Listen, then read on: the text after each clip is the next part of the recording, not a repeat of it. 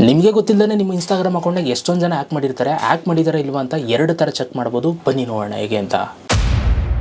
ನೋಡಿ ಗೈಸ್, ಅದಕ್ಕೆ ಮೊದಲು ನೀವು ಫಸ್ಟ್ ಸೆಟ್ಟಿಂಗು ನಿಮ್ಮ ಇನ್ಸ್ಟಾಗ್ರಾಮ್ ಓಪನ್ ಮಾಡಿಕೊಂಡು 3 ಡಾಟೆಡ್ ಲೈನ್ ಮೇಲೆ ಕ್ಲಿಕ್ನ ಮಾಡಿ. ಅದಾದಮೇಲೆ ನಿಮಗೆ ಸೆಟ್ಟಿಂಗ್ಸ್ ಆ್ಯಂಡ್ ಆ್ಯಕ್ಟಿವಿಟಿ ಬರುತ್ತೆ. ಸೊ ಇಲ್ಲಿ ಹಾಗೆ ಕೆಳಗಡೆಗೆ ಬನ್ನಿ.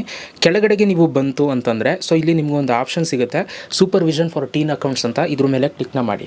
ಇದ್ರ ಮೇಲೆ ಕ್ಲಿಕ್ನ ಮಾಡಿದಾಗ ನಿಮಗೆ ಗೆಟ್ ಸ್ಟಾರ್ಟೆಡ್ ಅಂತ ಬರಬೇಕು. ಈ ಥರ ಬಂದರೆ ನಿಮ್ಮ ಇನ್ಸ್ಟಾಗ್ರಾಮ್ ಅಕೌಂಟ್ ಯಾರು ಹ್ಯಾಕ್ ಮಾಡಿಲ್ಲ ಅಂತ ಸೇಫು. ಓಕೆ, ಸೊ ಆ್ಯಂಡ್ ಬ್ಯಾಕಿಗೆ ಬನ್ನಿ. ಈಗ 2ನೇ ಸೆಟ್ಟಿಂಗ್ ತೋರಿಸ್ತೀನಿ, ಇದನ್ನು ಕೂಡ ಚೆಕ್ ಮಾಡ್ಕೊಳ್ಳಿ.